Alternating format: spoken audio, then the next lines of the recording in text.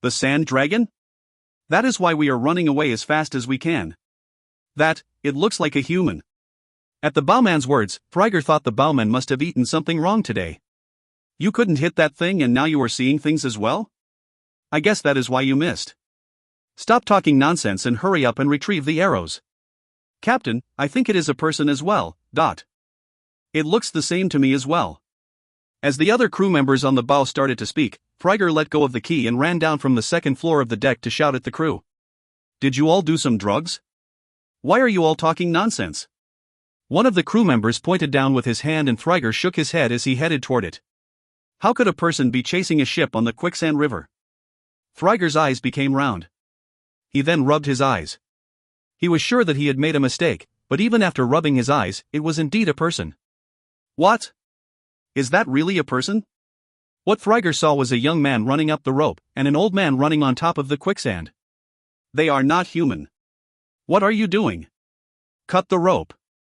Bowman, ready your crossbows and try firing at him. Oh Lord, are you sending ghosts into the quicksand river now? The deck became busy at Thryger's words. They scratched away at the extremely thick rope with their daggers, and the bowmen quickly started to ready their crossbows. They are trying to cut the rope. As Chung Myung-hoon casually stated it to Yulian, Yulian smiled as he answered. I am already at the end. Let us go up now, master. Once he finished speaking, Yulian lifted his body and arrived on top of the ship, with Chun Myung-hoon looking like he was flying as he boarded behind Yulian. Once Yulian and Chun Myung-hoon made it onto the deck, the crew members were scared and surrounded the two of them. In the midst of the chaos, there were even some crew members who quickly brought over the divine mark of the church. Please drop your weapons. I did not come up here with ill intentions. Seeing Yulian show both of his palms, the crew looked toward Thryger.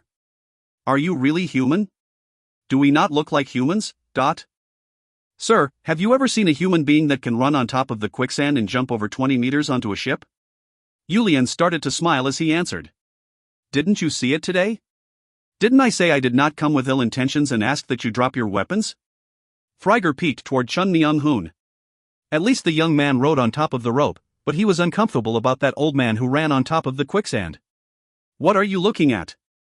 At Thryger's very noticeable gaze, Chun Myung-hoon stared right back at him as he asked. Thryger looked up and down Chun Myung-hoon's body as he answered. Old man, I am afraid of you. No need to feel special. Everybody is afraid of me. I only came up here to satisfy my curiosity, so don't mind me.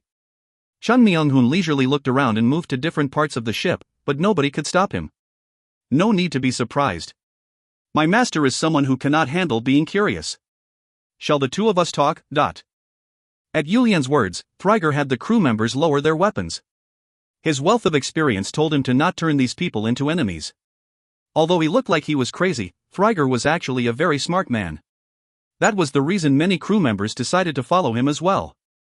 I promise I came bearing no ill intentions. I came here to benefit everyone. Also, can you stop the ship for a bit? Our shopping is about to die chasing after the ship. Shopping? As Thryger asked about the name, Yulian pointed to the back. That sand dragon following after us is our pet. Did you not see it? We were riding on top of his head. We thought it was just him moving around, then our volley stars? My wife cherishes him quite a bit, so I couldn't let him get hurt. They definitely were not people to make into enemies. If you find any errors, ads pop up, ads redirect, broken links, non-standard content, etc., please let us know. Report chapter so we can fix it as soon as possible. Book 2 to 7.4 The Desert Runner, I. Book 2 to 7.4 The Desert Runner, I. You are extremely talented. How did you come up with the idea to domesticate a sand dragon? Seeing the tone of Thryger's speech suddenly change, Yulian laughed once more. If it is someone who can think and process that quickly, their conversation should go well. It was actually my master who tamed it. Just think about it that way. If you think about my mastering human standards, it'll just give you headaches. Ha ha ha ha ha. Then I shall follow your advice. Anyways, let me introduce myself. My name is Thryger McDullough, the captain of the Desert Runner. As Thryger extended his hand and introduced himself first, Yulian grabbed his hand and responded back. The Desert Runner must be this ship's name. It is. But may I ask the name of the guest who suddenly showed up and surprised us? My apologies. I am Yulian Provoke, the Glow of Paria. Desert Conqueror? At Yulian's introduction, Friger mentioned a name he was used to hearing. It was the name that was the most discussed in the desert these days. I do have such a name as well. Ha ha ha. It is an honor. Ha ha ha. The two men faced each other as they laughed loudly. When you say Pariaye, I know of it as a strong tribe in the west, and the young blow, desert conqueror, Yulin Provok's name is the name I heard the most these days. You are giving me too much credit. It is just that those around me are all amazing people. Meeting Captain Friger of the Desert Runner, which is said to dominate the Quicksand River, like this today, makes me feel like my horizon has widened quite a bit. The careful reconnaissance. At this famous young warrior's tone, Friger was able to determine that just as he said, there were no ill intentions. In Yulian's mind, he was admiring Friger's ability to handle going with the flow, and felt that today's conversation would go well. Shall we get to the point? As Friger cautiously asked, Yulian nodded his head and started to speak. I hope to share a long conversation with the captain Nim. Friger quickly understood Yulian's intentions and shouted to the crew members. All right, everybody, attention on me. As the crew members all focused on Friger, he shouted in a large voice. Today, Paria's glow, Yulian Nim, who is known as the war god of the western desert, has visited our ship. At Friger's shout, the crew members' mumbling stopped. Even they knew that lately, Yulian's fame was ringing throughout the desert. However, seeing such a person use amazing abilities to suddenly board their ship, they were feeling a bit uncomfortable. None of the crew on the Desert Runner were ordinary people. After all, the crew members of the Desert Runner were people who were not born in the desert, but still lived in the desert. All of them were people who ran away to the desert from their individual countries because of different reasons. Some had family members with them, and some didn't, but they were all loyal to this lifestyle. However, the fact that a famous figure called the Desert Conqueror appeared in front of them made it certain that there will be large changes to their lives. It was even possible that he was pressured by one of the kingdoms to arrest them. Seeing fear in the majority of the crew members' eyes, Friger knew what they were thinking and shouted again. Everyone, do not cause any issues and focus on your jobs. As you know, the desert warriors, especially the Glow, who is the chief of a tribe, do not lie. Since Yulian Nim has stated that he has no ill intentions, do not worry about useless things. Just as you all trusted me until now, trust me again. Oh, and that sand dragon that is following us is, apparently a pet, so make sure you do not shoot a volley star toward it again. On a ship, the word of the captain is law. Although all of the crew members treated Friger casually, they were so loyal that if he had told them to jump into the quicksand, they would do so without any hesitation. As everybody returned to their spots, Friger pointed to the door leading to the captain's quarters as he started to speak. Shall we go talk inside? Wherever is best for you, Captain. But what about that old man you called Master? Do not worry about him. He will only look around until he satisfies his curiosity. At Yulian's response, Friger ushered Yulian into the captain's quarters. Friger offered Yulian a seat, and once Yulian sat down, he sat down as well before starting to speak. How is it that someone who cannot leave their seat made their way all the way out here? His actions and tone from when they were on the deck completely disappeared, and Friger started to speak courteously to Yulian. At this change, Yulian thought it was odd. A captain needs authority, but cannot have the crew thinking he is too difficult. Plus, since all of us have strong camaraderie with one another, it is easier to be casual with one another. Friger smiled and explained, as if he knew what Yulian was thinking. Yulian spoke as if he accepted Friger's reasoning. I have a lot to learn. Ha ha. The Desert Runner only has 100 crew members. It is possible because we are such a small group. Yulian smiled as he answered. Honestly, it has not been long since I learned about this ship can travel across the Quicksand River so easily. Once I heard the story of the Desert Runner, I came here to complete a picture in my head. Can you tell me about that picture? Blow Yulian Nim. Sure. The Desert Runner crew members have family, and will need to rest on the ground. Where is your base? Yulian's question was something that was difficult for Friger to answer. If you think about the situation of the crew members, it made sense why. You are asking a difficult question.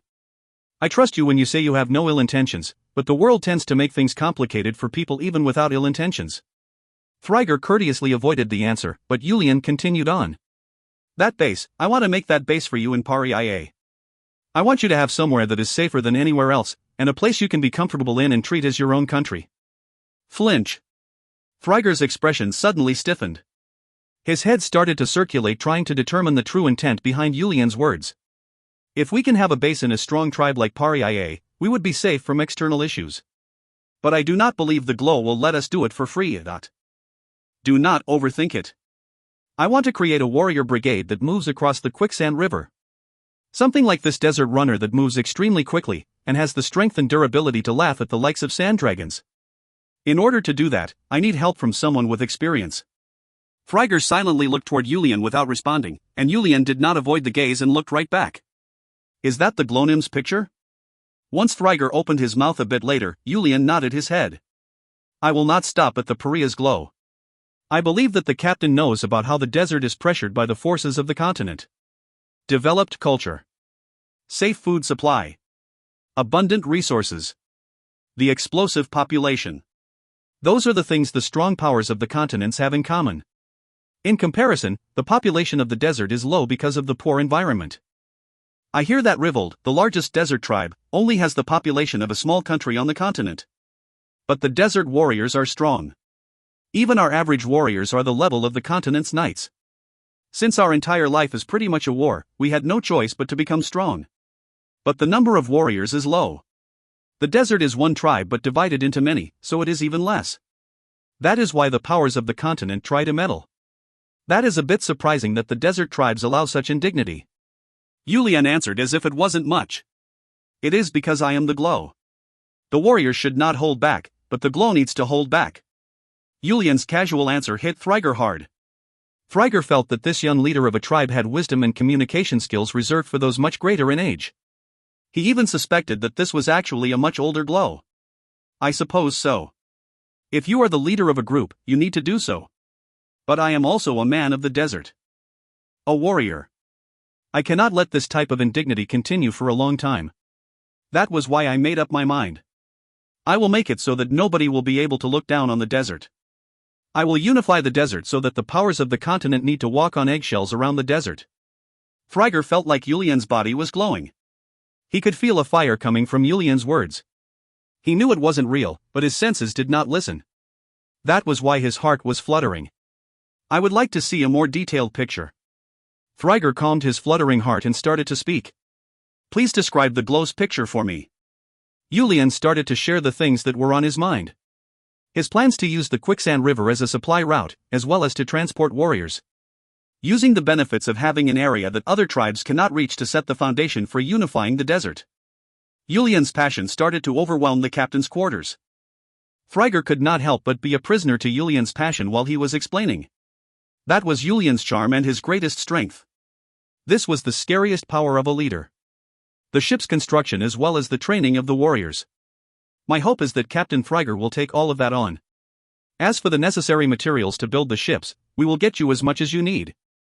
Once Yulian's impassioned speech ended, Friger sat there blankly before answering without thinking.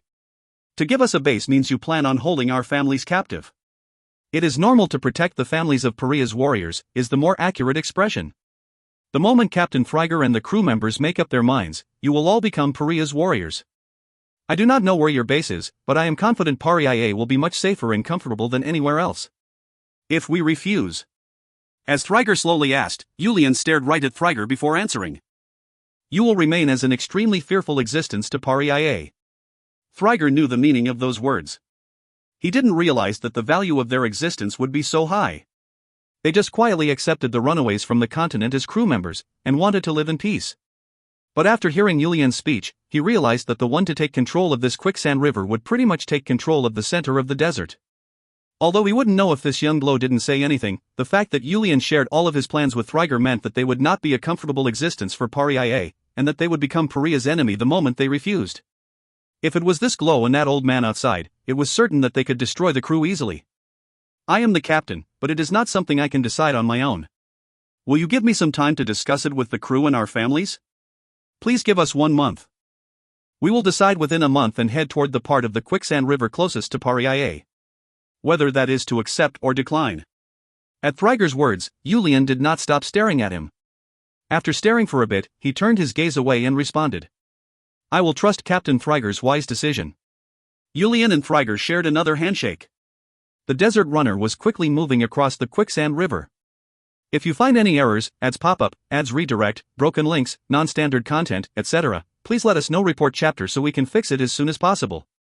Book 2 to 7.5 The Desert Runner, 2. Book 2 to 7.5 The Desert Runner, 2. The Promised Date with Thryger. Yulian took Pear, Grace, and all of the Red Storm warriors, as they nervously waited at the end of the quicksand river. Will they come? We can only hope that they will. And believe. While Yulian and Grace were chatting with each other, Pear was looking at the quicksand river in front of him. The older warriors warned us over and over to never come here, so I have never been here.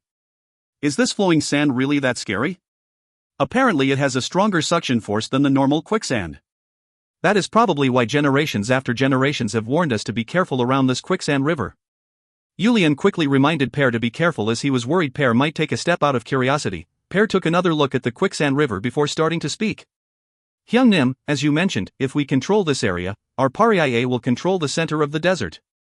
It would bring us one step, no, many steps closer to our dream.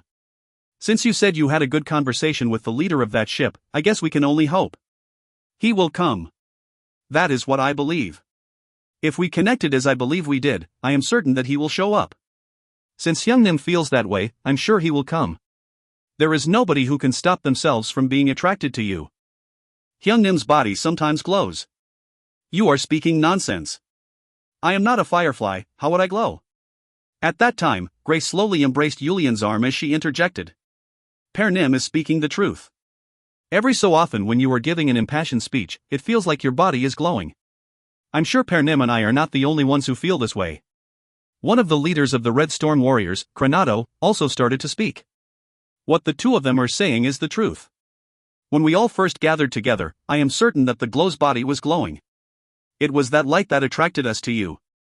In fact, it was that light that helped us make the difficult decision to leave our instructors and gather together like this. With Kranado speaking confidently as if he was certain, Yulian could not help but awkwardly smile. All of you, really, you make me sound cool. That is why Hyungnim is the glow. How can you fill the position of glow without having the abilities to draw people to you? Remember our father. Although he was not the greatest warrior or even the best politician, he was able to make people feel calm and earn everyone's respect with just a few words. Hyungnim, in that aspect, you are just like father. You are also father's son. Plus, it is just that nobody can forget father in pretending that I am him to fill that void. That is why you are all claiming that my body glows. But as long as we are all headed toward the same dream, that is good enough. As Yulian wrapped it up, everybody smiled and once again started to wait for the promised visitors. The sun quickly came and went, and before they knew it, the first moon started to come up. Will they not come? Rather than not coming, I want to believe that something happened that is preventing them from coming. Although Yulian responded that way to Pear's question, it was true that Yulian was also very nervous. I honestly believed that they would come. I had that type of certainty. Yulian thought that way as he looked toward the end of the quicksand river. Let us head back and return tomorrow. It is possible that they got the date wrong. Yulian hoped that Grace was right and started to nod his head. But at that exact moment, Pear suddenly shouted. Something is headed this way. What? Yulian shouted as he turned his head back to the quicksand river. Although he could not be sure because it was dark, there were only two potential options. If it is something moving across the quicksand river, it was either a monster or the desert runner. What Yulian managed to see was the moonlight shining off of the white sails as the desert runner made its way toward the group. With the night wind blowing strongly across the desert, the sails were flapping wildly and bouncing the moonlight around. The desert runner that instantly closed in on Yulian and the group came to a stop, and rope ladders started to come down on all sides. Captain Thryger! Yulian shouted loudly toward the first person coming down the rope ladder and started to run toward him. Once Thryger landed on the ground, rather than greeting the glow who was running toward him, he kneeled on one knee. Captain Thryger? We have come to make our home here, as the glow mentioned, which means that we are now the glow's people. Since that is the case, we must show our respect. I have made it so that the greatest warriors and chiefs of our tribe cannot kneel in front of me. I did not become the glow to lead on my own. We will all work together to lead Pariah forward. I am planning on treating Captain like our greatest warriors, so please do not go overboard like this to show your respect. I will say this before everyone disembarks, but the decision of our desert runner was made after a lot of serious contemplation. Everybody has gathered here to live like people. Please do not ever throw us away. Yulian reached his hand out to Thryger and tightly grabbed Thryger's hand. I do not know why people from outside the desert flowed all the way here, but be part of our Pariah from here on. I will help you dream until I am satisfied. Be a proud member of our tribe.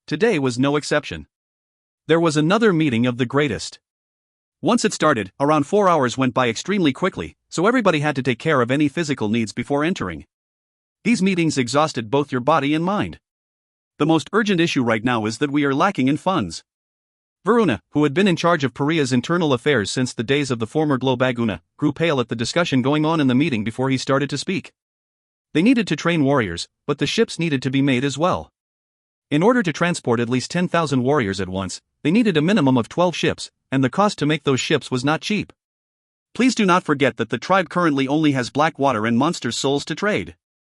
Furthermore, the majority of those are used to trade for iron. Although we gained a lot of materials from the last war, the number of our warriors also increased by that amount. Varuna grew pale as he was pretty much shouting, "Construction impossible. Are you telling me Pariah is that poor? What about the glow's fortune passed down from past generations?" Varuna expressed his disapproval at Yulian's question. Of course there is a decent amount of funds.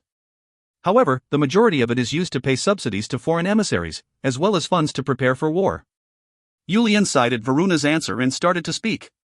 It is very disappointing that we cannot do something we need to do because of a lack of funds. Per asked a question.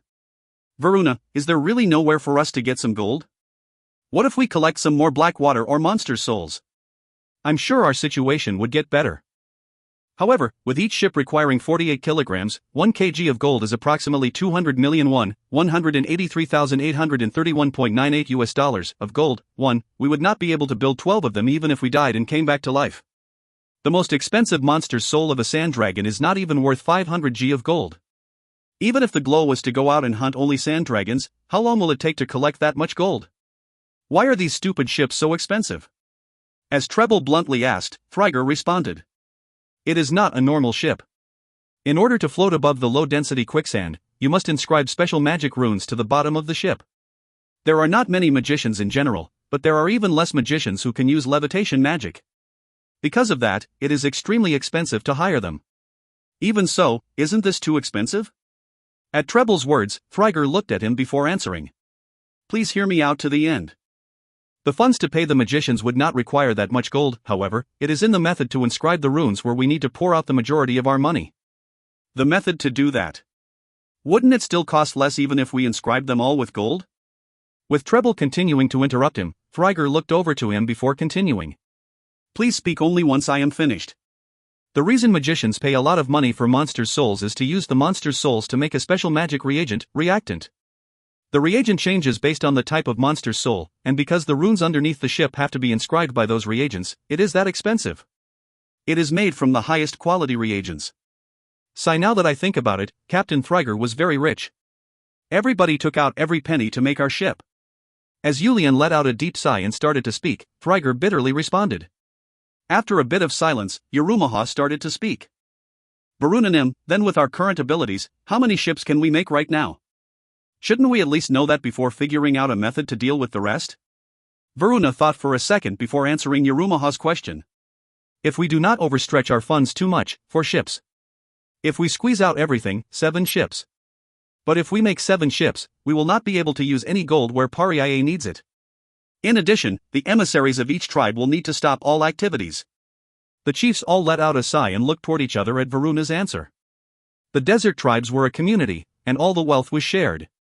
Other than the permas, everything was communal property, and since the glow maintained all funds, there really wasn't any personal wealth to use in times like this. While everyone was looking around, Yulian started to speak. Then let us do this. Let the warriors kill monsters to train. Of course we will need to keep enough warriors to protect the oases, but the remaining warriors will all hunt monsters. Since the monsters field is overflowing with monsters, it should be better than just training. In return, many warriors may be injured. They may also die. Yulian nodded his head at Again's words and responded. I know that the danger will escalate. However, we do not have time. Do not think that our bitter enemies, the Shwerii, will just sit still like this forever. While they are bowing their heads, we need to take over the Wikili tribe who keeps eyeing our northern territories. It will take quite a bit of time to defeat the Wikili. If they defend with all of their might, it will take a couple of years to take all of their oases. What happens if the Shwerii return to form during those years? Honestly speaking, haven't we been leaving the Wikili alone because of our contention with the Shwerii?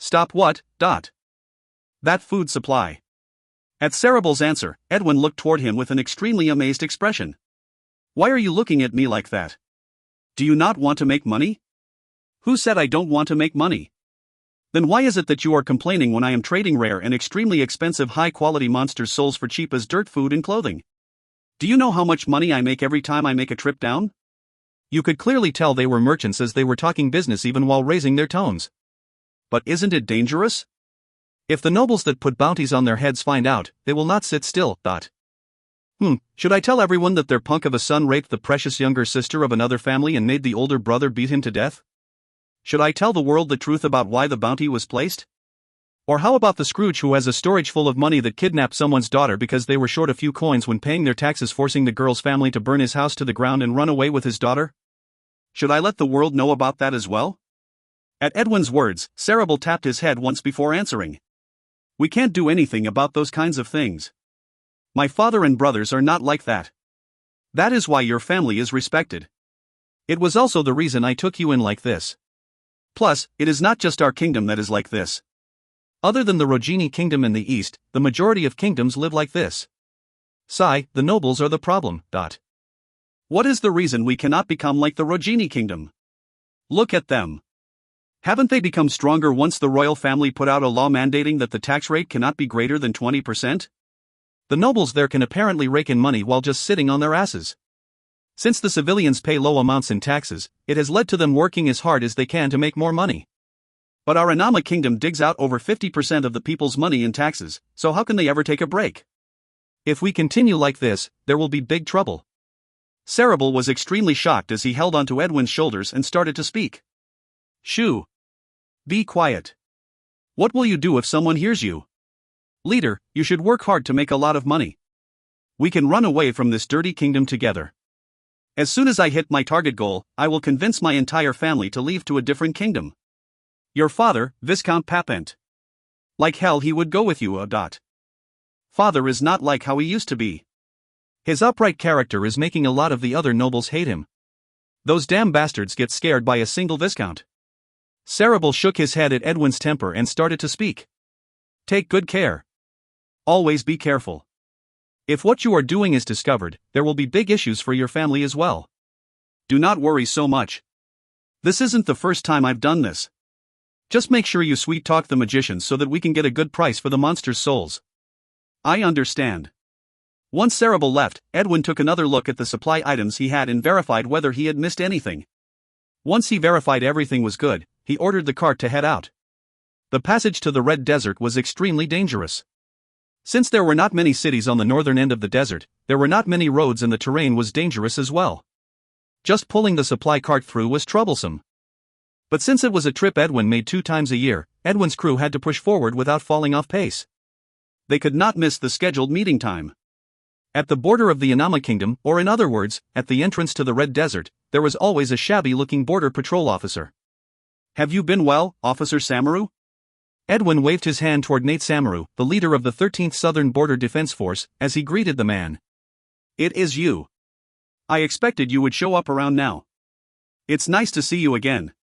I'm sure you are not happy to see me but actually happy to see the bribes I give you. That was what Edwin was thinking inside, but he had a bright smile on the outside, one of the special abilities of all good merchants. I am also extremely happy to see Officer Samaru always welcoming me like this. Has everything been going okay lately? You know how it is. Although we are called Border Patrol, there are no barbarians who would dare to invade from the desert, and there are no kingdoms that would cross the dangerous desert to invade us through here. So I have nothing to do. And sadly my pay is terrible since my job is like this as well. Hoo. He's being real forward about asking me for it. Edwin frowned internally while taking out a leather pouch from his chest. I'm sorry that I cannot do much for you even though you welcome me like this every time. Please use this to treat your subordinates to a round of beer. It is hard to always be in your debt like this. It is not like we are doing much. Nate Samaru quickly grabbed the pouch from Edwin's hand as he said that. Edwin was smiling bitterly inside. Well, at least it is easy to deal with you since you don't beat around the bush. I guess you are better than the other border patrols. He was someone that Edwin will continue to deal with, and since Samaru was good about accepting difficult requests from time to time, Edwin just hoped that Samaru would never leave this post. As I said, it is just enough to treat them to a round of beer. At Edwin's words, Samaru took a peek into the pouch and had a satisfied smile on his face. Thank you as usual. Is it the same items again? Yes. It is always the same. It is not like I can cross the desert with expensive goods. Ha ha ha ha. Then I will trust you and not inspect it. You have nothing to worry about, Officer Samaru. Samaru waved his hand toward the patrol members blocking the path of the merchants. Hey, let them through. Why are you blocking their path like that when we all know each other? The patrol members had also seen everything and smiled as they cleared the path. Edwin said goodbye to Samaru one more time as he started to move. Officer Samaru, I shall see you when I return. All right. Be careful out there. Edwin's crew passed the border area like that and entered the desert. The crew had to be more alert after entering the desert. This place was different than the continent. This was a place where many monsters and wild animals resided, so they were forced to always be on alert. Someone is coming this way. The lead mercenary protecting the cart shouted loudly, and Edwin had an extremely nervous expression on his face. They had never run into anybody on their trip out to the desert before. Is it a person of the desert? They said that not many desert folks come this way because of the many quicksands in the area. Edwin mumbled to himself as he asked. How many people does it seem to be? Around 50 people. The desert tribes do not accept bands of thieves. I'm sure they are not thieves and are one of the desert tribes, so please tell your people not to carelessly take out their weapons. At Edwin's words, the lead mercenary moved his hand from the hilt of his sword and answered. Yes, I will caution them. Edwin stopped his crew and waited for the people to approach them. Since they were not far from their destination, if needed, they could always ditch their stuff and ride the horses to run away to that location. Edwin. Captain Thriger? He heard a familiar voice from the front of the approaching group, and Edwin had a happy expression as he ran forward. Edwin. You are exactly on time as always. I didn't know how it would be, so I had been waiting since yesterday. As Thriger welcomed Edwin and he held his hand, Edwin thought it was odd and decided to ask. But what is going on? This is the first time you came to greet me like this. Things ended up that way. There is someone I'd like to introduce you to as well. Introduce? Thriger nodded his head as he continued. I can guarantee that it will be great news for you. Although the decision to invest will be up to you. Feeling that the smell of money was coming out of Thriger's words, Edwin started to smile. If Captain Im talks so highly of a person, I'm sure they must be amazing. After all, you were once an admiral that dominated the oceans. Thriger loudly laughed at Edwin's words and started to respond. Ha ha ha. It is all in the past. We do not need to go to our base. We docked the ship not too far away, so let us head there. Did you move your base? Rather than moving, we have found a permanent location. I have found someone to serve. Someone that Captain Nim is serving? Edwin was extremely shocked as he asked. What kind of individual was Thriger? Thriger used to be an admiral for the Anama Kingdom, one of the strong kingdoms of the eastern continent.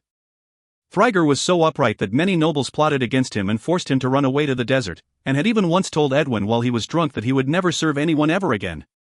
For someone like that to make the decision to serve someone, it was absolutely certain that it was an amazing person. It ended up that way. I can tell you more as we head back. The Glow has been waiting a long time to meet you. When you say Glow. Edwin was even more shocked as he had a decent knowledge of the titles in the desert. Let us go. I will tell you as we head over. Edwin motioned the crew to move as he started to wonder about the person he was about to meet. If you find any errors, ads pop up, ads redirect, broken links, non-standard content, etc., please let us know. Report chapter so we can fix it as soon as possible. Book 3 to 1.3 Funding the Ships, 3. Book 3 to 1.3 Funding the Ships, 3. It is a pleasure to meet you. Welcome to Paria. I have heard a lot about you from Captain Thriger. It is my honor to meet you, war god of the Western Desert, Desert Conqueror, and Paria's Glow, Yulian Provoke Nim. Edwin said Yulian's long name as Thriger taught him and bowed in front of Yulian. Yulian smiled as he offered Edwin a seat. Once they sat down, Yulian started to speak. I heard that you are an amazing merchant. I am still just a baby chick, so I am in charge of a smaller group within our guild. I know that merchants will not come to the desert unless they are bold. I also trust Captain Thriger's eyes and words. At Yulian's words, Edwin put on a modest smile as he started to speak. Captain Thriger explained a bit of the situation to me on our way over. He told me that the glow could open up a path to cross the desert. As long as our guest can invest in our Paria. I do not know much about business, however, I heard that a colossus of the business world is guaranteed to invest in things that will benefit them. I am not at that type of level yet. Seeing Yulian being so frank, Edwin lightly took one step back. A businessman never rushes. That is the only way to get even a slightly better gain. Captain Thriger.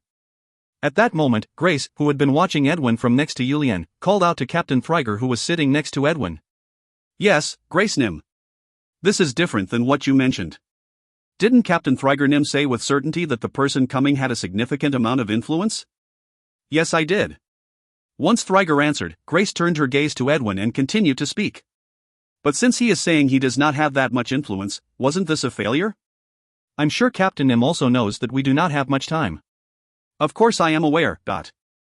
Then shouldn't you have brought someone who had the power to make the final decision with certainty? We have met with him because of your recommendation, but I also know of many merchants who can make this deal with us. Grace's words were saying do not waste our time and bring us a different merchant, and that even if it was not Edwin, it would not be difficult to find another colossus. In other words, it was a warning to Edwin to not be shrewd. Grace. As Yulian called out to Grace as if to scold her, Grace motioned to Yulian that she will be cautious as she answered. I am sorry I stepped out of line, Blow. But it does not necessarily have to be a merchant from the Western continent. There is a colossus I know of in the Eastern continent, so I was just bringing it up for you to meet with them first, but... Of course there was no chance that Grace would know of a colossus in the business world, but the gaze she gave again to Edwin was definitely giving off an it doesn't have to be you type of vibe. Edwin, why are you being like this? Didn't you tell me that you wanted a trade route that goes through the desert? You told me you would be willing to do anything, willing to pay anything to make that happen. As Thriger spoke toward Edwin with disappointment, Edwin also looked toward Grace as he started to think to himself. Who is this? She is so beautiful. If she was a king's woman in the continent, she would not have the face to speak up in a situation like this. Even if it was a wife of a noble, they would say this type of conversation made them confused and not interfere. But there was something Edwin did not know. The women of the desert prefer strength more than saving face. As Grace looked back at Edwin and lightly nodded her head and smiled, Edwin started to think again. I guess it is natural for women to be better at bargaining. I cannot take her lightly, but there are no sales without bargaining. I need to slowly roll it my way. He was a pro. He could not lose to a woman, especially to a woman who was not even a merchant. Of course I am able to make suggestions to our guild, however, I was explaining that the deal needs to be fine-tuned before I am able to suggest it. I hope the glow and the madam could see it in your hearse to understand merchants are usually this snobbish. Ha ha ha. Didn't I say that I trust Captain Thriger's eyes? Also, seeing as how you are an esteemed guest of our Paria, please do not lower yourself too much. Yulian, who could not tell the current atmosphere between Edwin and Grace, started to show a bright smile and worried that Edwin might have been offended. He is a quite innocent king. I guess that is why an individual like Thriger would choose to follow him. Edwin bowed his head to Yulian as he started to speak. I am a low merchant while the glow is the leader of the great Paria. It is normal for me to be this way. In fact, treating me so highly actually is more of a burden.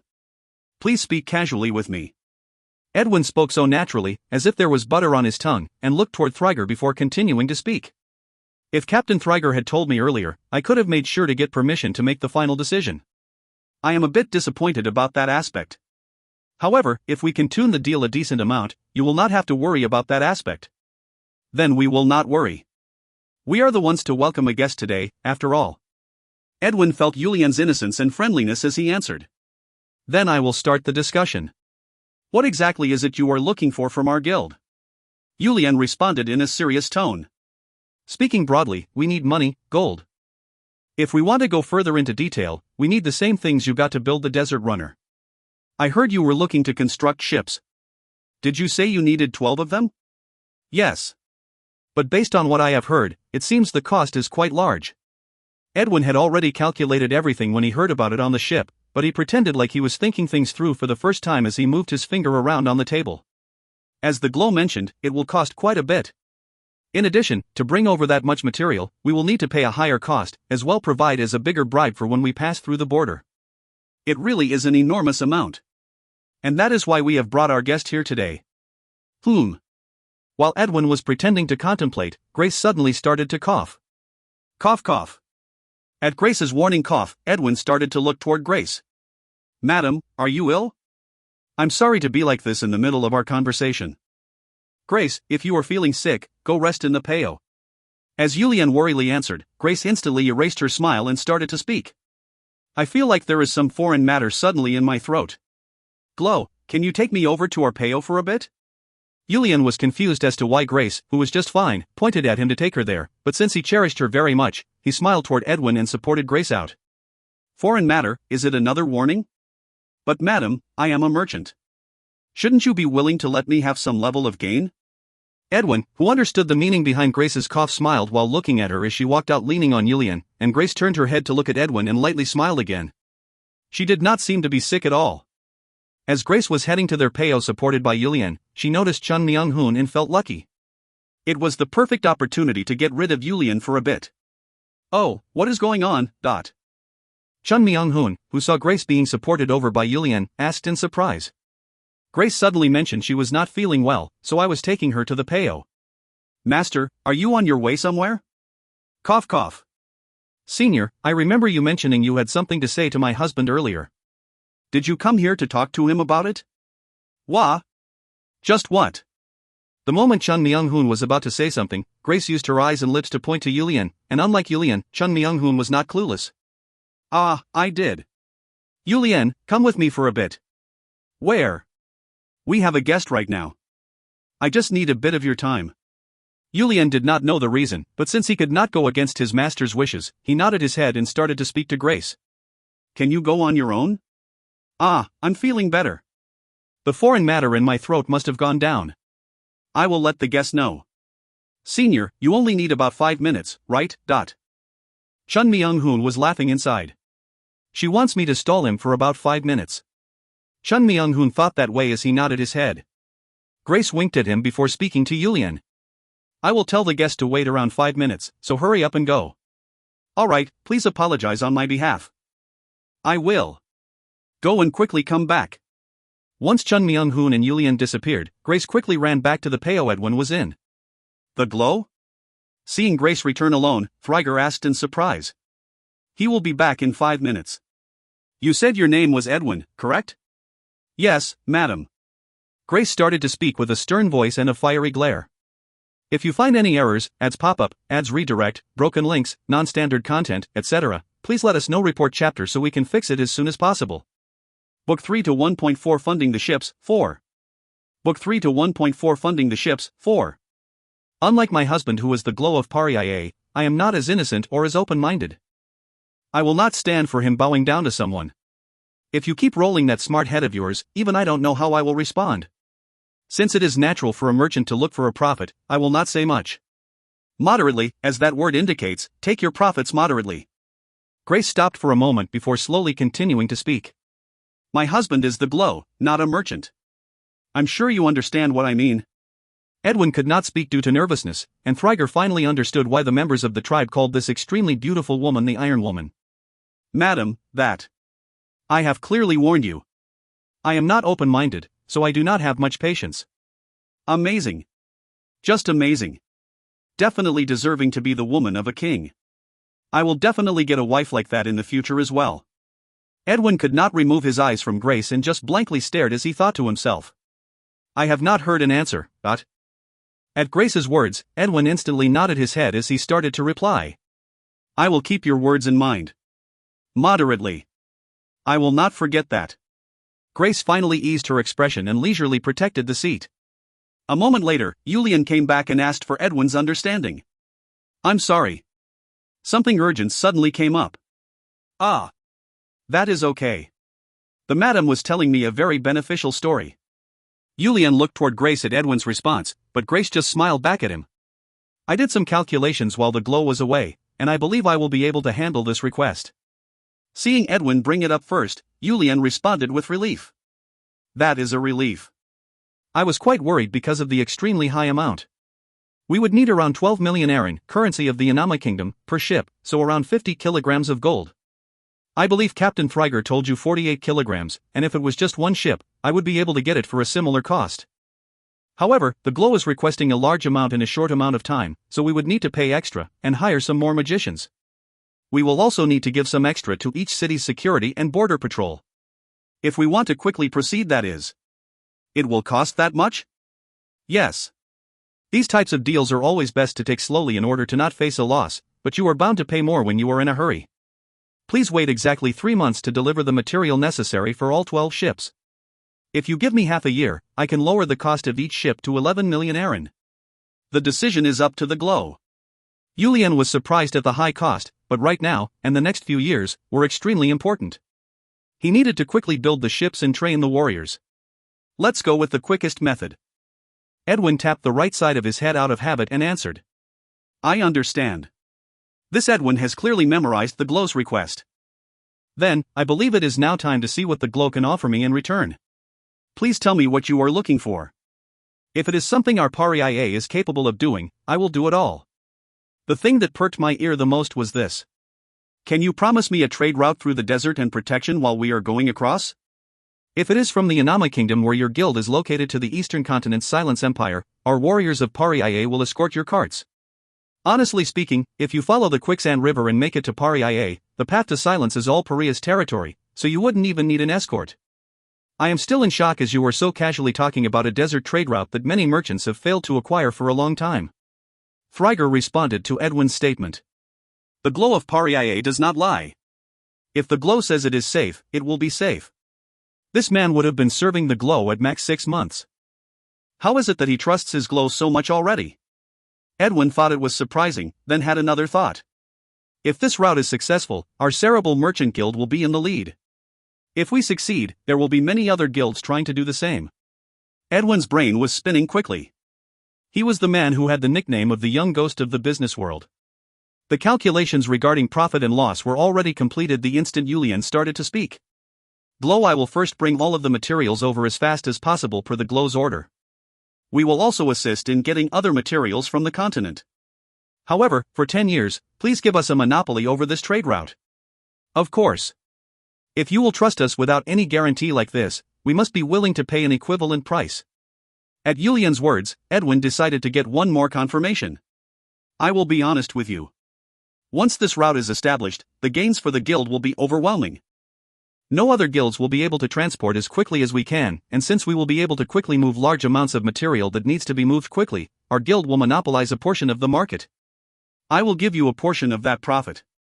You mentioned that the glow does not lie, correct? I do not believe I have said a lie to date. I plan on doing the same from here on. Edwin pushed for more at Yulian's answer. Please promise me with your lips. For 10 years, no matter what guild it may be, other than our Cerebral Merchant Guild, they will not be able to transport through the desert. If there is, the glow will need to prevent them from utilizing the route. I will promise you under the name of our guardian. Is that promise enough? There is nothing else other than that promise that you can give me right now. As Edwin lightly smiled and replied, Yulian smiled back and answered. Yes. Although there is nothing we can give or show you right now, you will see it soon. You will see that your decision today was the correct one and that you will never regret it. Clap. Edwin loudly clapped his hand and answered. If I think that I am reeling in a very large fish today, will it be offensive to the glow? Since I feel the same way, not at all. The two looked at each other before laughing again. Seeing as how his most urgent issue was settled so easily, and because Edwin had offered to provide other materials as well, Yulian felt a bit better.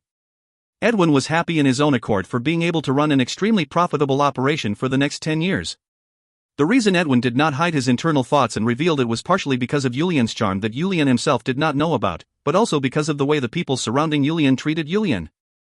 The person who has more items and has more time always has the upper hand in deals like this, but Edwin's philosophy was delivering his end of the bargain quickly and bringing out the most profit. Since the big issue has been settled, then may I speak about the smaller details? Of course. Once Yulian answered, Edwin gave an impassioned speech about what they will provide for Paria, as well as what they will receive from Paria down to the smallest detail. From this point, Varuna, rather than Yulian, went up against Edwin. Varuna had veins popping out on his neck as they went back and forth. Since the big issue was a compromise, a battle to gain more profit from the smaller items had started. Honestly speaking, Edwin and Varuna enjoyed this very much, but the others just blankly stared at the two of them discussing and were extremely bored. The moon was already starting to rise in the desert. As Edwin promised, 3 months later, a large amount of materials were delivered to Paria. There were so many materials that the desert runner had to complete multiple trips from the north end of the quicksand river to Paria. 5 months after that, Edwin arrived at Paria with a large team that totaled 200 merchants and 150 supply carts. 5th month of year 255 in the continental calendar. Paria had a total of 13 ships to maneuver across the quicksand river, and managed to train 5,000 warriors as the quicksand brigade. And Edwin, the merchant of the Inama kingdom, went into the history books as the first merchant to successfully take a large-scale team across the desert, and started to move up in the ranks of merchants. End of chapter 1. Next up. The moving Paria. Paria made the Wikili instantly become surrounded by shock. If you find any errors, ads pop up, ads redirect, broken links, non-standard content, etc., please let us know. Report chapter so we can fix it as soon as possible. Book 3 to 2.1 Paria's Move. The moving Paria. Paria made the Wikili instantly become surrounded by shock. Book 3 to 2.1 Paria's Move. Population 550,000. Out of that, the warriors numbered 80,000. 14 oases. 20 greatest warrior-level warriors. Of them, the Glow himself was unrivaled. The second strongest in the western desert. The third strongest in the entire desert. That was the objective view of the current Paria. But Paria believed that they were the strongest. There were no other tribes that had a Glow that nobody could stop, as well as 20 greatest warrior-level warriors. Red Storm. 11 of the Red Storm warriors were at the greatest warrior level. And that number should only start to grow from here. Yulian, although he may not be a match for Venersis, his brigade of warriors, the Red Storm, could easily overwhelm the Desert Sword. From a while ago, Red Storm could not train with Yulian. It was because Chun Myung-hoon frowned after seeing the Red Storm's training schedule. I will have no face if punks who learn my martial arts are so weak. I will guide you to an acceptable level. Yulian was extremely excited at Chun Myung-hoon's words, and Red Storm was full of anticipation. The sound of the Red Storm warriors getting beat up as well as their screams rang through the desert on their first day of training, but Yulian just smiled, as he had already expected that to happen. The Red Storm warriors had no choice but to finally figure out how their Glow ended up becoming so strong. Did he really learn martial arts through this extreme amount of attacks? You are all weak compared to me. At the single sentence that Yulian threw their way, Red Storm could neither laugh nor cry. It was just one thing, the realistic feeling that they were becoming stronger, that made all of them not say a single complaint as they persevered through Chun Myung-hoon's training. In Chun Myung-hoon's point of view, a fun and fresh toy fell in his lap while he was bored and had nothing to do. These days, since Yulian was starting to become more like a Glow and automatically resonated a sense of respect from the people, it was difficult to lay a hand on him.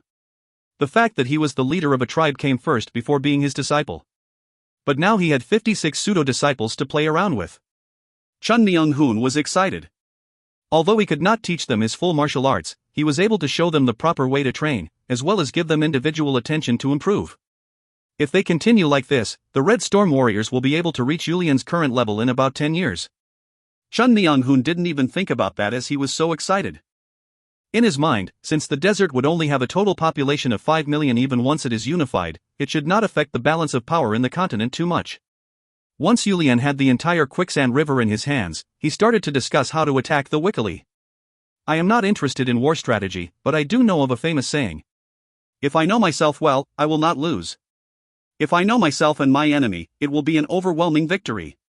Chun Myung-hoon slipped in a phrase to Yulian, who was worrying about how to attack the Wikili, and Yulian followed his master's words. The number and quality of the Wikili warriors, the Glow and greatest warriors, as well as the chiefs' relationships with each other, and the strength of each individual oasis. He did not hold back any funds to get information about the Wikili. Paria was starting to finish all of their preparations to attack the Wikili tribe. They left 30,000 warriors in the southern oasis just in case the Shwerii might attack, and reduced the number of warriors at each of the central oases and gathered them all in the northern oasis. A total of 20,000 warriors. There was a total of 10,000 warriors prepared on the quicksand riverside as well, so the total forces heading to the Wikili this time was 30,000 warriors. Once they were gathered, all war preparations were completed. Since Edwin sent a lot of supplies at the right time, there should really be no problems. They thought the Wikili will not see it coming, even in their dreams. For 30,000 warriors to attack them, that is. That was because it was impossible to deliver supplies for 30,000 warriors without enough materials and warriors dedicated to transporting the items. This actually might have been the important reason that the desert tribes could never be unified. They were never able to focus their full attention on one enemy with a large enough force. But because Pariaye had already taken control of the Quicksand River, they would have no problems at all with a supply line. It was because they had changed to a new system where the supply team can immediately turn into the attack team. 12th month of year 255 in the continental calendar. Yulian finally declared war against the Wikili and led 30,000 warriors to start the attack. While Pariaye was gathering intel on Wikili, the Wikili was doing the same to Pariaye. That was why they were able to find out about the war about a month in advance, and used that time to decently prepare. Once Pariaye finally declared war, the Wikili was in a state of emergency. They had expected Pariaye to gather the troops to attack the Shwariai. The two tribes had been bitter enemies for over 100 years. So the fact that they were the opponents was extremely shocking. The Wikili hurriedly moved 30,000 of their total 45,000 warriors to the southern oasis to prepare to fend Pariaye off. Thinking about Paria's abilities, no matter how many warriors they could gather, they were confident it would not be over 25,000, and they felt like they would be able to fend them off with more warriors. The glow of the Wikili tribe, Gomai Mao, also sent a messenger to the Shwariai, asking them to create some tension in the south. The most southern oasis of the Wikili, the oasis of the rising moon, was extremely tense right now. How did it go? Abamnim, 1. Runa Brink urgently asked Abam, and once Abam shook his head, he started to shout. Just what is he thinking? That glow of ours? Shoo! Your voice is too loud. We are not the only ones here. Abam pressed his lips with a finger and warned Runa. Runa started to speak as if he was frustrated. If we had attacked them last time, it would have been difficult for Pariaye to have an overwhelming victory over the Shwariai like they did, and our Wikili would have a better strategy in the upper hand right now. No, they probably wouldn't even dream about attacking us right now. Why are you talking about the past? Plus, we already expected Pariaye to attack us and have made a lot of preparations. Now it is time to show the things we prepared. There are a lot of problems there as well. Abamnim, since you have been preparing for so long, you should have been named the commander. But why are they not leaving the defense of this oasis to the resident greatest warrior and to another person? Especially to Abanon, who only uses his head for his own benefit. Abam bitterly smiled as he answered. Ebanong is greedy, however, he is still the chief of an oasis as well as someone who managed to reach the level of greatest warrior. He has the leadership abilities as well as experience, and is good at finding talent, so he should be able to defend well. That is a story that only works in our Wikili. The enemy is the Paria's Glow, who is called a war god. It is not someone he can handle. Still, it is not like I can do any better. Abamnim, why are you saying such weak words again? You promised you would not say such things anymore. As Runa Brink shouted, Abam moved his hand from top to bottom as he answered. That is enough. It is my bad. Although we have prepared for a long time, I guess I curled up in fear without realizing it. Please steady your mind. Without my help, Ebanong will never be able to defeat Pariaye. Once Ebanong is defeated, Abamnim needs to push forward. From that point, we can show them all the things we prepared one by one. Abam had a shocked expression as he answered. Runa, are you not planning on assisting Ebanong? You are the one I serve, not Ebanong. This is an issue that can affect the entire tribe. We cannot let our personal feelings affect our decisions. Tell Ebanong about everything we have prepared. It is best to use them to defeat Pariaye. Abamnim, do you not have any desires? All of our preparations until now were for Abamnim. But you plan on just handing it over to him on a platter? If he wins the war that way, do you think he would yield any of the glory to Abamnim? Runa Brink shouted in frustration, but Abam did not budge. The tribe comes first before my own benefit. Listen to me. Runa Brink stared at Abam as if he was trying to look through him. He really was a difficult lord. But this side of Abam was one of the reasons that Runa could not leave him. No matter what, I want to be with this man. I want to give the desert to this man. Abam did not avoid Runa Brink's gaze, and in the end, Runa was the first to lower his gaze. I will listen to Abamnim's orders. But since we do not know what may happen, Abamnim, please keep yourself healthy. Do not worry. I am also a greatest warrior. I will not die easily. I did not say it for you to not die easily. Rather, you cannot be injured in the upcoming battles. You know that I have yet to show you my abilities, right? You have overwhelming talent. You just really met the wrong person. Abam felt that way at Runa Brink's words and nodded his head. This subordinate of his that was extremely talented. Then I shall go meet up with Ebanong.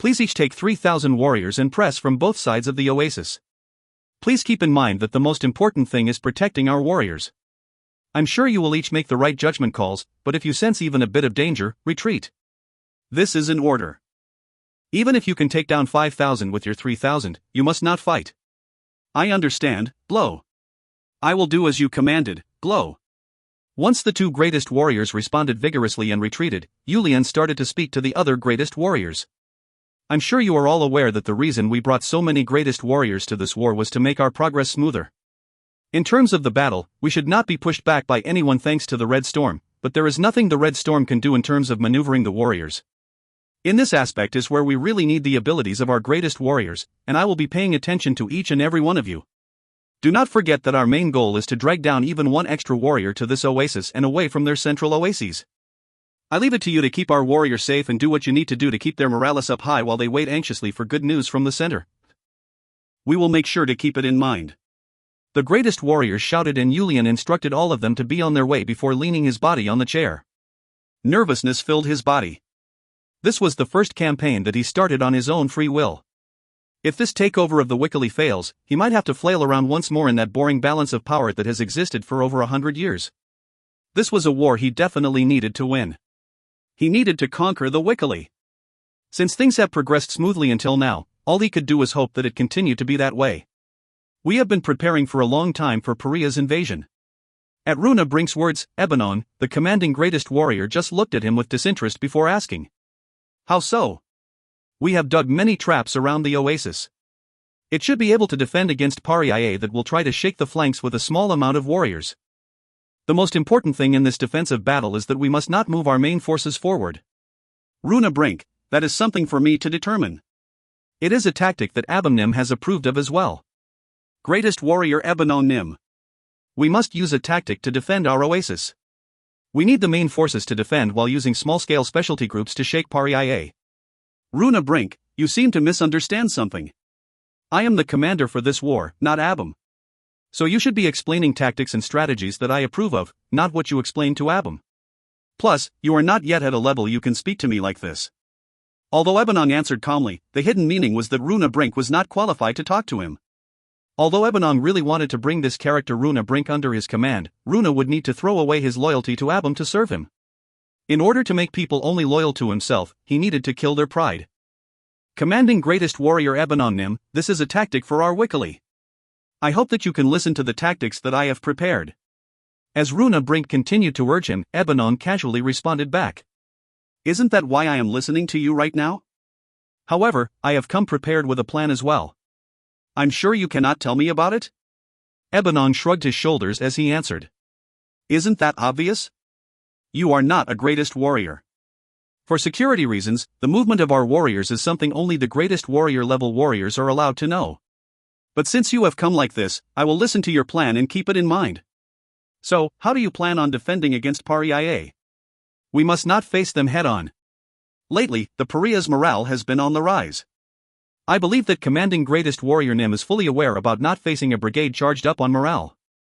Our basic strategy should be tightly defending the oasis with our troops while sending around 5,000 warriors to each wing and using the prepared traps as a wall to block Paria. And then? Then we wait for the right moment. The oasis has many fences prepared to defend against the charges of Permas, and we have more warriors than the enemy. If Paria cannot wait and attack against our prepared defenses, we should be able to keep them out. Furthermore, if they come down and charge to the middle, the warriors on the wings can attack their side. If we focus only on defending, we cannot lose. They should also have issues maintaining supplies for such a large number of warriors while we have no such problems. Paria will have no choice but to retreat as their supplies start to dwindle, and our Wickley warriors can strike as they are retreating. We should then be able to achieve great success. Ebanon scratched his chin as he spoke. Isn't that too simple? That level of thought is something anybody with even a tiny bit of knowledge about war would have. I'm sure you are aware of how hard it is to put such simple plan into motion. The warriors are going to get fidgety if a battle does to happen and they are just sitting still. But it is the same for the enemies. This simple plan is the method to bring us an overwhelming victory.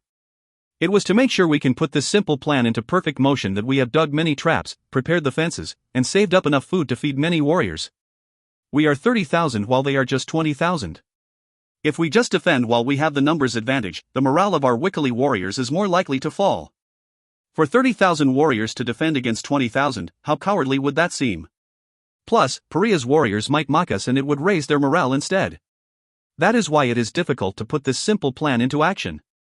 Pariah's total number of warriors in the tribe number over 80,000, while our Wickley only has a little over half of that at 45,000. This war is not going to be the last time that Pariah tries to invade us. Runa Brink's voice started to rise little by little. Plus, we still have the Baradona tribe, the strongest tribe in the eastern desert to our north. If we suffer a lot of casualties from this war, we might get eaten by Baradona instead. We must think about how we can protect our warriors the most. Baradona cannot move because of the revolt. The relationships between tribes is what has kept us in this balance of power for over 100 years. If Baradona strikes us, do you think the revolt will let them do as they please? Especially when the revolt do not need to worry about the Shwerii to their south because of the Shwerii's defeat to Pariah. That was why Abumnim brought up creating alliances with either Baradona or a different tribe at the last meeting of Greatest Warriors. Our Wickley is in a central location, so which tribe would reject it if we were the ones to offer up an alliance? Even if we manage to win this war, we must continue to push for creating alliances. Ebenon's face turned red. It was the Glowan himself that rejected Abum's suggestion at the last meeting. If you find any errors, ads pop up, ads redirect, broken links, non-standard content, etc., please let us know. Report chapter so we can fix it as soon as possible. Book 3 to 2.3 First Battle against the Wickley. Book 3 to 2.3 First Battle against the Wickley. Are you saying that our Wickley needs to be the first to bow our heads? Even without doing that, our Wickley has not fallen to any sort of pressure for a long time. Who said we should bow our heads? All I am saying is our tribe should make an alliance with another tribe. Isn't that exactly bowing our heads? If another tribe initiates an alliance request to us, the Glow has every mind to agree to it. You know that our Wickley is the one who is urgently in need right now. Watch your mouth. Ebenong shouted loudly. Who the hell is urgent? You seem to think that we have lost this war even before we have started to fight, so how can you claim you will win this battle? Runa Brink started to shout back in a stronger voice. That is not what I mean. Our Wickley is in a delicate location. So we need to prepare first. Shut your mouth. I have no desire to talk any further with a defeatist like you. Leave. Runa Brink called out loudly to Ebenong at his words. Commanding Greatest Warrior Ebenong. Didn't I tell you to leave? I am fully capable of taking down Pariah on my own. At Ebenong's repeated request to leave, Runa Brink just stared at him without speaking. Ebenong did not even look at him, and Runa Brink said one last thing. I truly request that you do not move our main forces. If we just maintain our position, Pariah is bound to retreat on their own. It is a simple question if you think about how the Pariah have resisted against the Shwerii's Venersis. Ebenong did not say anything else, and Runa Brink let out a long sigh before leaving Ebenong's peo. Runa Brink climbed up the watchtower and looked toward the direction Pariah would be coming from. Tomorrow, or the day after that. They were about that far away according to the patrol warrior. Ebenong really should not move the warriors without thinking. That really was the best course of action. But there was something even Runa Brink did not know, and that was the fact that 10,000 warriors were headed toward the center of Wickley through the Quicksand River. As long as they don't know that, the truth was that the Wickley will be eaten up by this red storm headed their way. Pariah's troops were quickly moving toward the Wickley oasis. But they were forced to stop once they arrived at about half a day's distance from it. They are out here defending. Once Again spoke after taking a look at the Wickley warriors in front of them, Yulian nodded his head and asked. There seems to be around 20,000. Do you think we can take them on with our 14,000? Because Vibli and Treble each took 3,000 warriors to loop around to the flanks, there were only 14,000 warriors in the center. Yulian was worried about the 6,000 extra warriors. Again did not even have to think before he responded. Don't we have the Glow and Red Storm? There is no reason we cannot take them on. Please remember why we had to defend against the Shwerii with greater numbers. There was only one reason. It was because we could not handle the nurses and the Desert Sword. It's actually better that the Wickley came out like this to greet us. You are thinking too highly of me, Dot. As Yulian answered with a somewhat serious expression, Again smiled a bit before answering. You won't know unless you have them as your enemy. You won't know just how much impact the existence of a single person that cannot be stopped can have if you have not gone up against them yourself. Is that so? Yes. Since they have not experienced it yet, they have come out like this to greet us. Let's take them apart in an instant, blow. Yulian had studied a lot and learned a lot through training, but he was still nowhere near Again when it came to strategies. Once Yulian nodded his head, Again gave the command to move the warriors. Glow, let us use the method that Venersis enjoyed using. How so? Once Yulian asked, Again was excited at giving back the same thing that they always suffered from and answered. Once the battle begins, please take the Red Storm and 500 warriors and leave the formation. The moment we clash with the Wikkali, just pierce through the Wikkali's formation and run around causing havoc. That is all I need to do? As Yulian asked in confusion, Again smiled as he answered. Glow still does not know what kind of existence you are. You do not know why a war god is called a war god. You did not awaken in our first battle against the Shwerii, but you awakened when you went against Venersis. My heart is pounding just thinking about seeing the effects of that awakening here today. Use the feeling you had when you went up against Venersis to control the Wikkali's formation. Then this battle will end up an overwhelming victory for Paria. Yulian nodded his head. It was because he remembered that weird intuition he had that time against Venersis. Will I be able to sense the same thing this time? Yulian stepped forward as he started to think. If I could use that intuition whenever I wanted, He felt like he would never lose a battle or war if he could do that. Paria's formation was set up in the T formation. It was one of the most aggressive formations, and it signaled Paria's desire to clash once and pierce through. It also proved that they trusted in the training they put the warriors through. With Yulian in the lead, 4 greatest warriors followed behind him, and on the Wikkali side, Ebanon moved forward, with 4 greatest warriors behind him. Once the two camps' greatest warriors faced each other, Yulian pushed forward wearing the red clothes that symbolized the glow of Paria. Uwawaya. Yulian started to speak with Paria's loud shouts behind him. I, the glow of Paria, the desert conqueror Yulian provokes says to you. The Wikkali's glow disregarded my will to unite without making the warriors shed their blood for no reason. For how long must our desert walk on eggshells around the strong forces of the continent? It is still not too late. Join me.